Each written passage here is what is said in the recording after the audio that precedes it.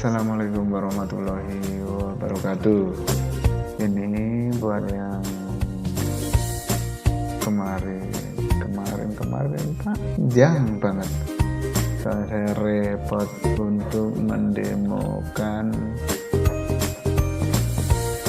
skrip buatan saya ini. Ini buat khusus yang bermain RT/RW.net. Semoga dengan demo ini kalian bisa terinspirasi untuk membuat program seperti ini. Dan adapun yang ingin beli program ini juga boleh, soalnya ini memang saya perjualbelikan. Selain itu, alhamdulillah saya bisa mendemokan ini dan saya ucapkan terima kasih buat yang punya RT/RW.net ini. Ini untuk website depannya, guys. Saya di sini menjual untuk dashboardnya. Untuk website juga bisa, tapi ini yang dashboard ya, guys. Soalnya dashboard ini tidak ada hubungannya dengan website ini, guys. Atau yang sudah punya website terus dikasih dashboard punya saya juga bisa. Dashboard ini diperuntukkan untuk mempermudah kita untuk instalasi dan sebagainya. Langsung saja kita masuk ke dashboardnya ini, guys.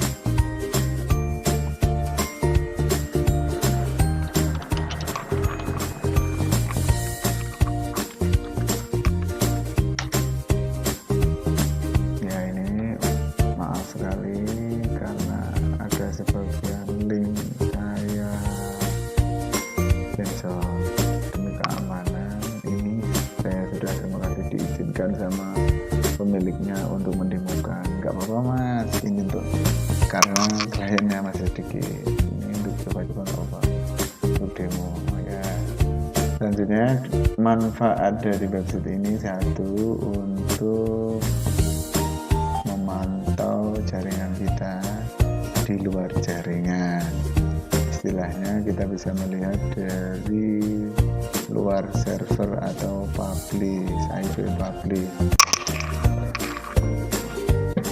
Selain itu juga untuk laporan keuangan, untuk pembayaran ini seperti ini. Setelah nanti telat bayar, kita bisa langsung WA, tinggal klik WA, klik pada yang mau bayar dibayar. Kenapa ini warna merah? Ini karena dia belum membayar. Tanggal bayarnya tanggal 16. Dan yang kuning ini berarti hari ini, sesuai dengan tanggal hari ini berarti hari ini seharusnya bayar. Kalau yang hijau berarti sudah dibayar. Oke. Selanjutnya, script ini juga bisa digabungkan dengan 2 server, 3 server atau lebih. Misal mikrotik Anda berjauhan, kalau kita pengusaha RT/RW.net, kadang kita punya server di luar RT/RW.net kita. Yang seperti ini ada server 1, ini server 2, guys. Ini server 2, guys.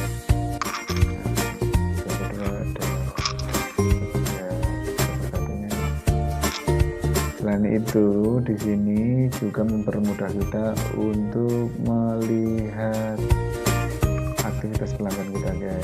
Kita buka, ini kita fullkan dulu ya, guys. Oke, ini klaim-klaimnya. Di sini kita bisa melogin atau membuka modem pelanggan kita dengan publish bisa, lokal bisa. Kenapa kita membuka ini? Supaya kita bisa mengubah, misal pelanggan kita minta, mas tolong dirubah password wifi saya dengan ini. Oke, kita bisa membantu merubah dari server dan juga dari luar server. Ketika kita katakan kita lagi di rumah mertua atau kita lagi jajan, intinya kita di luar, kita bisa menggantikan password user kita via publish. Ini publish, dan selanjutnya kita bisa melihat grafik penggunaan alias untuk monitoring. Kenapa kita membutuhkan monitoring ini? Karena di sini saya sering, setelah saya menjalankan bisnis ini, sering banyak kendala. Salah satunya ada user yang nakal itu bilang, "Mas, wifi saya lemot."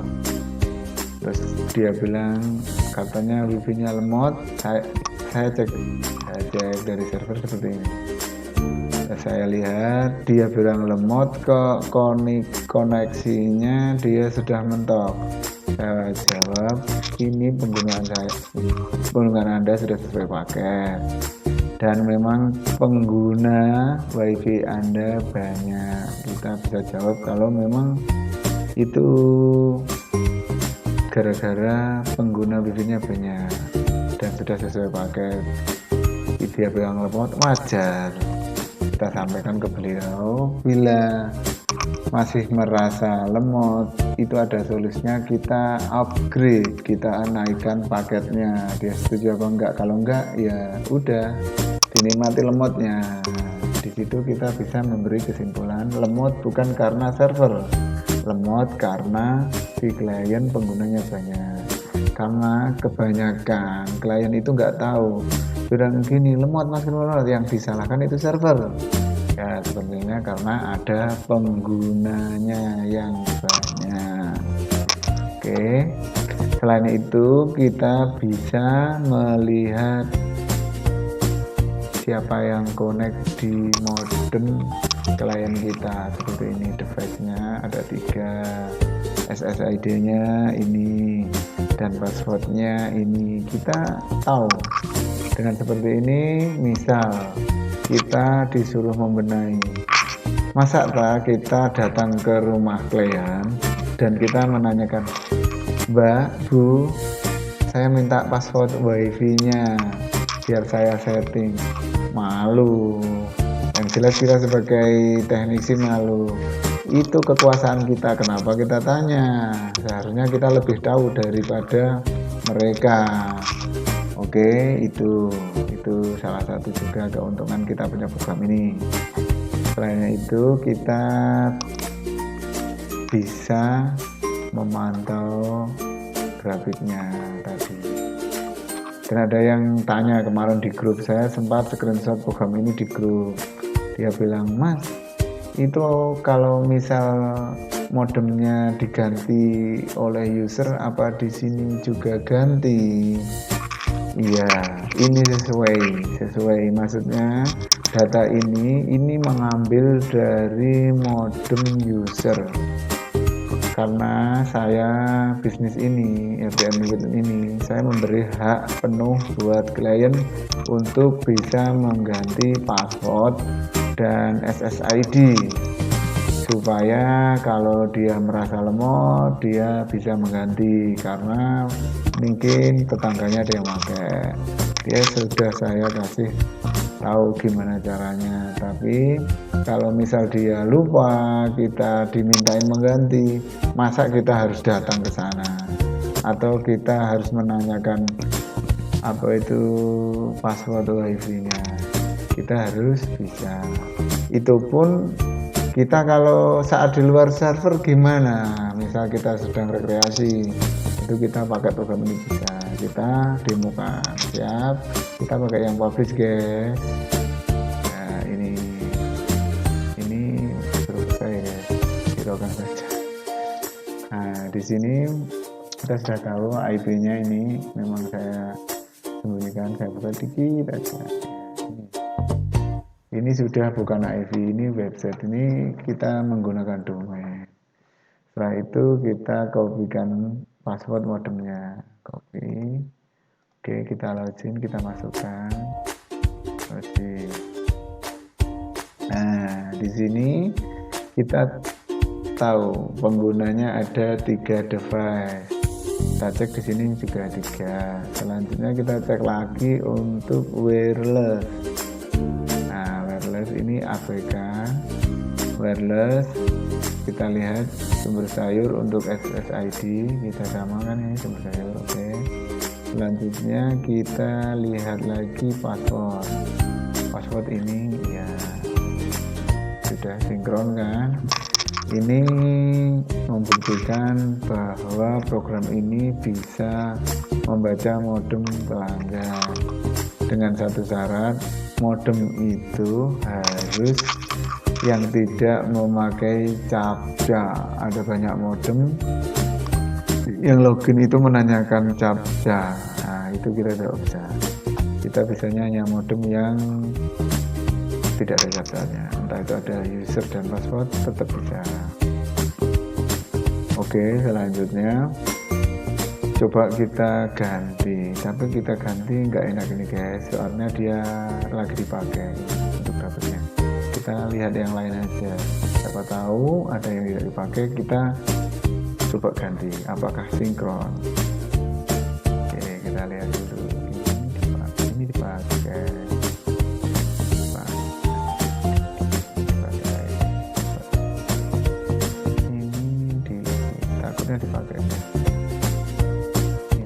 ini yang off tadi, yang telat bayar guys, jadi nggak ada aktivitas ini guys, semua dipakai. Aduh, kita tadi nggak dipakai kok, hampir nggak ada guys. Ini aja guys, disini coba lihat yang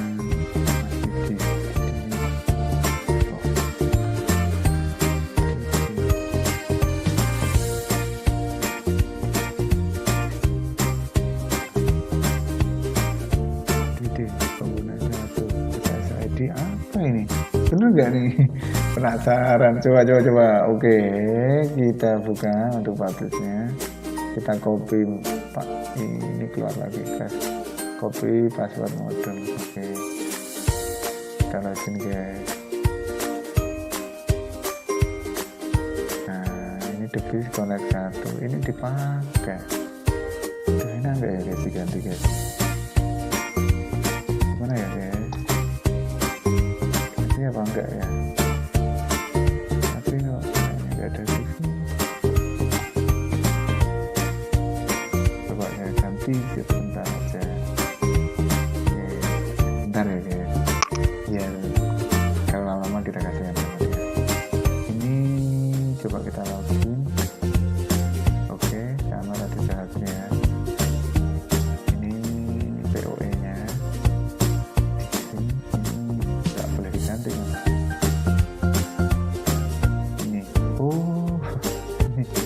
SSID-nya ini user code-nya untuk password 22 ini guys.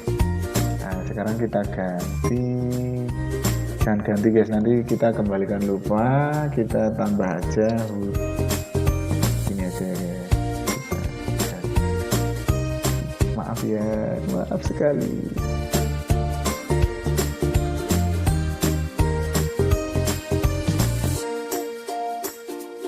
Kita reload. Dia sudah device tidak ada device masuk, soalnya kita ganti. Ini tadi diganti, kita ganti SSID kayaknya oke juga ini. Ganti lagi gini ya, kita oke. Kita kalau SSID kayaknya lama, harus reboot nggak ya guys? Enggak guys, kayaknya enggak. Coba kita reload. Nah, ini sudah ganti. Ini membuktikan bahwa program ini bisa membaca modem pelanggan. Sekarang kita kembalikan lagi kasihan guys. Dapat guys. Oke guys. Soalnya lagi dipakai guys. Sudah kita reload.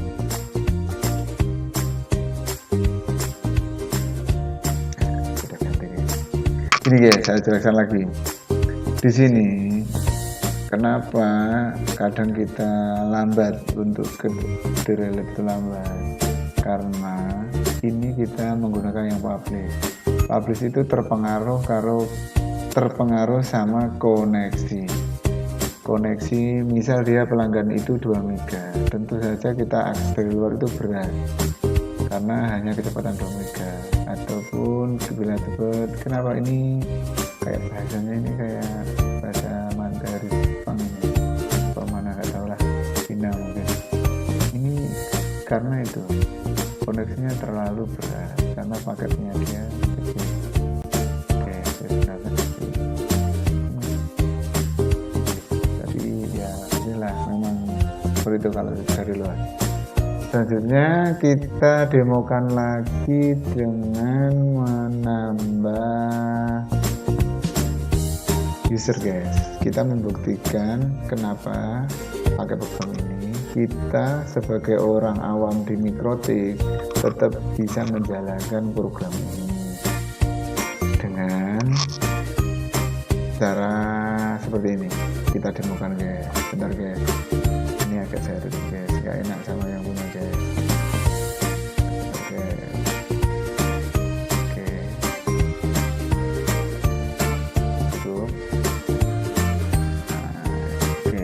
Kita lihat ini tadi untuk usernya cuma sedikit ya karena belum didemokan. Oke, kita ambil pinjam server sedikit. Ini server pelanggan saya. Sekarang kita masuk ke yang bisa add user itu adalah admin. Kita bisa menambahkan admin, bisa menambahkan untuk teknisi dan pembayaran itu kasir guys. Oke, selanjutnya kita coba tambah pelanggan. Nah, di sini karena servernya ada 2, kita ditampilkan server guys. Ini ada server 1, server 2. Saya yang buka Mikrotik ini server 1. Kita add di server 1. Kita masukkan usernya atau nama pelanggan, nama pelanggan kata kita buat namanya siapa ya, Indah Pur, nama aja ya. Untuk nomor HP ini harus ada. Nomor HP ini nanti digunakan untuk menghubungi klien kita lewat WA. Selanjutnya untuk alamat ya, ini note terserah mau catatan apa, misal catatan dia nyicil bayarnya atau gimana terserah, yang penting ini untuk catatan jika diperlukan. Selanjutnya jangan lupa paket dia menggunakan minta paket yang berapa, misal berlangganan paket 1. Oke, ini kita ubah ke paketnya. Untuk modem user nggak ada, kita kosongi. Untuk passwordnya ini guys, terserah. Misal itu karena namanya Indah, saya bikin Indah online.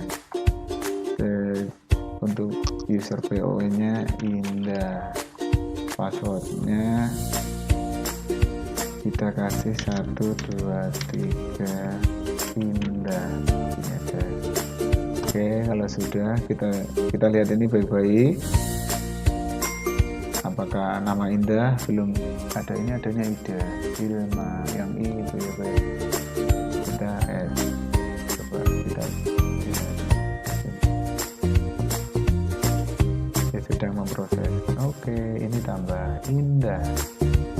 Nah, ini juga Indah untuk query-nya. Nah, di sini jika koneksi mungkin ada gangguan, katakan itu gangguan karena misal server kita sudah banyak user dan bandwidth server itu sangat limit. Maksudnya limit itu pembagiannya lebih dari pengeluaran, otomatis Mikrotik yang di server itu diakses dari luar itu berat.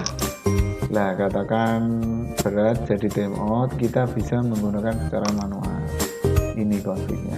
Tinggal kita paksakan buka di terminal ini guys. Tekan.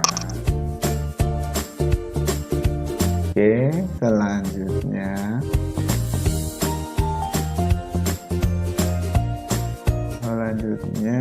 kita cek. Kalau kita sudah membuat user, kan kita dapat ID user itu. Kita copy atau kita berikan ke teknisi kita yang ada di lapangan. Teknisi lapangan kita buatkan akun, nanti di situ teknisi. Nah, ini akun untuk teknisi nanti tampilannya seperti ini guys. Dia hanya bisa mengakses router, yang lain enggak ada. Yang lain ini menu akan hilang semua karena dia hanya teknisi. Selaku teknisi akan dia pastikan di sini akan kita pin datanya.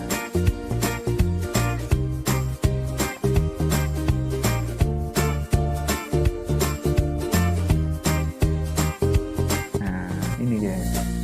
Teknisi akan mengetahui data pelanggan yang mau dipasang. Nah, di sini dia akan men-setting modemnya dengan password modemnya adalah ini, Indah Online. Oke.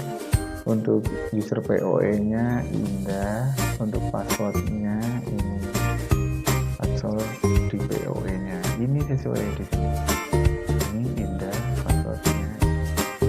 Dan untuk limitnya ini 2 MB karena sesuai paket, dia paketnya 2 MB. Oke, ya ini 2 MB, upload 2 MB. Setelah itu untuk SSID nanti biar disesuaikan dengan pelanggan, mintanya gimana atau terserah, nanti akan diganti sendiri oleh pelanggan. Dan dia sebagai teknisi menerangkan kepada pelanggan bahwa ini untuk ID-nya dan ini namanya, WA-nya, paketnya, dan biaya pemasangan dan biaya bulanan apakah sudah sesuai dengan si pelanggan. Kalau sudah, bisa kita tinggalkan. Oke, kalau sudah nanti kita lihat secara online. Oke, sekian. Mungkin ini tadi ya yang benar-benar. Ini tadi namanya Indah. Oh, ini kita view. Kenapa view-nya ini agak berat? Karena modem belum terpasang, jadi otomatis timeout. Kalau timeout kita anggap device tidak online. Ini tidak online guys. Nah, tidak online, tidak ada SSID, tidak ada password. Ini berarti bisa disebabkan karena belum dipasang, alias device-nya di sana sedang belum dicolokkan, bisa atau dimatikan. Soalnya di sini pelanggan bebas mau dimatikan atau mau dinyalakan terus itu bebas. Jadi biasanya tidak ada password dan SSID ini, biasanya device-nya sedang offline. Oke, sekian. Oh, ada lagi, ini laporan keuangan. Di sini juga ada laporan keuangan, kita berdasarkan guys. Laporan keuangan ini guys. Ini yang sudah bayar total segini, yang belum ini punyanya masnya yang pelanggar saya guys. Masnya klien saya di program ini. Oke, sekian. Terima kasih.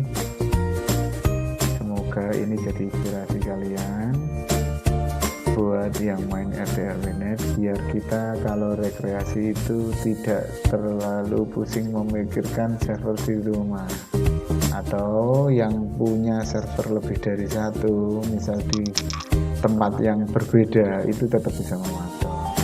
Dan bila ada klien yang itu misal jahil, bilang lemot padahal memang sudah sesuai paket, itu kita bisa menerangkan dan kita bisa memberi solusi atau dinaikkan atau diturunkan bila ingin pelanggan itu tetap nyaman. Oke, terima kasih sebelumnya. Jangan lupa di subscribe channel ini biar sekalian channelnya naik guys, tidak hanya di RDRW.net. Di sini banyak saya subscribe guys, dari skrip dan sebagainya guys. Semoga bermanfaat. Assalamualaikum warahmatullahi wabarakatuh. Subscribe ya guys.